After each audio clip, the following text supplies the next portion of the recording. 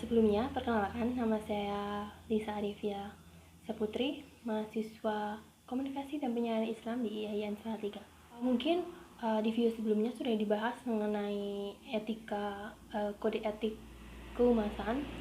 Jadi di video kali ini saya akan memberikan contoh studi kasus mengenai dan cara penyelesaian menurut kode etik kehumasan.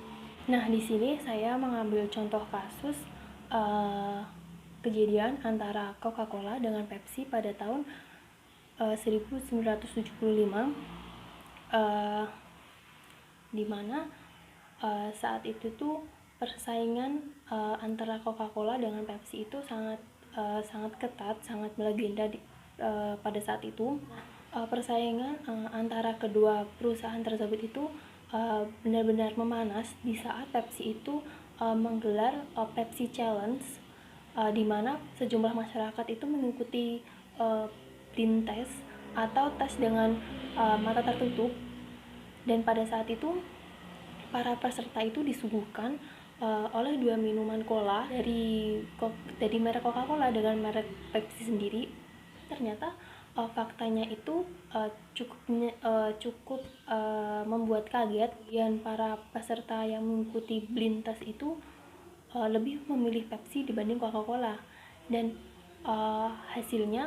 alhasil Coca-Cola itu mengalami penurunan pangsa pasar itu yang lumayan cukup besar semenjak adanya blind test tersebut. Kemudian itu para ilmuwan Cook Beer eksperimen itu membuat rasa Cook itu menjadi lebih ringan dan lebih manis, seperti rasa Pepsi, dan kemudian lahirlah yang namanya itu New Coke. Jadi Coke dengan rasa yang Coca-Cola dengan rasa yang baru. Nah, kemudian para responden itu dengan cara sederhana dan langsung diminta untuk menceritakan reaksi mereka, dan rata-rata dari mereka itu mengatakan bahwa tidak menyukai Coca-Cola dengan versi lama, tetapi mereka lebih menyukai Coca-Cola dengan rasa baru yang lebih ringan dan lebih manis itu. Tapi ternyata terjadi kegagalan setelah dijual ke pasar. Bahkan itu menjadi sebuah bencana bagi perusahaan tersebut.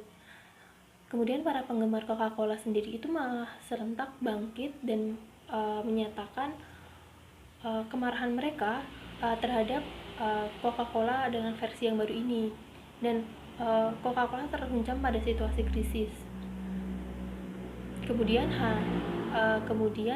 hanya beberapa bulan perusahaan itu dipaksa kembali kepada kembali kepada Coca-Cola yang lama, Coca-Cola dengan versi yang baru, dan akhirnya mereka menyebutnya dengan Classic Coke. Dan selama 20 tahun terakhir ini Coke telah bersaing langsung dengan Pepsi.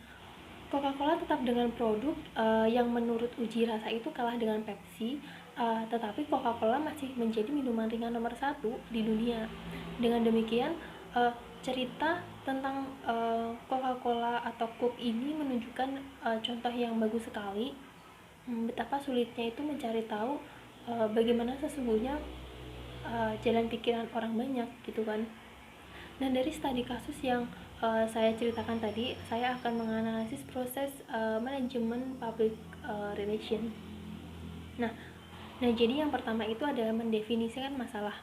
Nah, dari studi kasus tadi dapat didefinisikan bahwa kasus kegagalan produk New Coke dari Coca-Cola dan Crystal dari Pepsi ini itu dikarenakan adanya kesalahan pemasaran.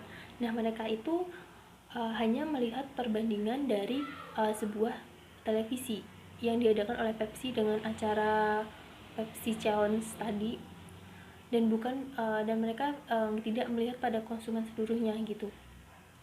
Dan dari kesalahan itulah kedua perusahaan itu mengalami kerugian yang lumayan cukup besar, dan karena omset penjualan perusahaan tersebut itu menurun. Yang kedua adalah perencanaan dan pemrograman untuk menyelesaikan masalah. Strategi yang dapat dilakukan oleh seorang public relation dalam kedua belah pihak perusahaan itu agar bisa mendongkrak kembali hasil penjualannya, itu ada dua alternatif yang dapat dilakukan.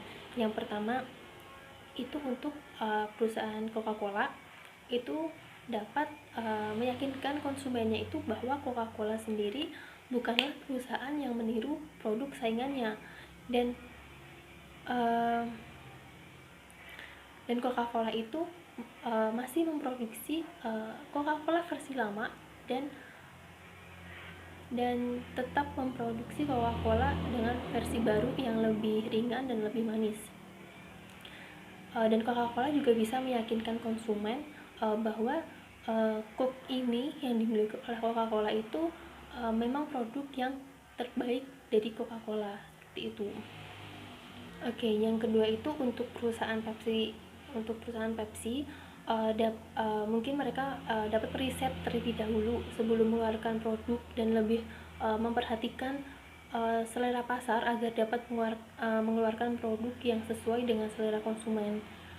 Terus mereka juga bisa melakukan promosi-promosi agar produk baru yang dipromosikan itu bisa sukses di pasaran, seperti itu. Kemudian yang ketiga adalah pengambilan tindakan dan mengkomunikasikan.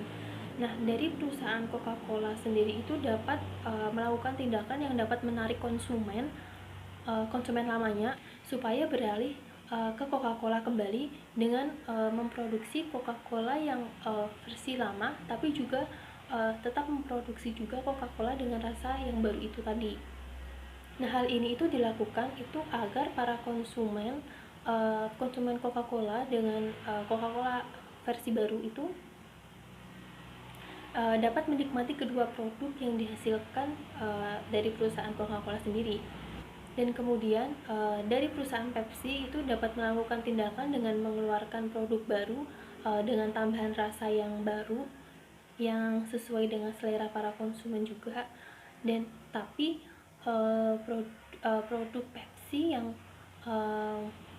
asli, yang lama itu tidak perlu diberhentikan proses produksinya gitu, agar para konsumen itu dapat menikmati juga produk-produk yang dihasilkan oleh Pepsi. Dan Pepsi juga bisa membuat iklan-iklan untuk memperkenalkan produk-produk baru mereka, seperti itu. Selanjutnya yang terakhir, yang keempat itu ada evaluasi program.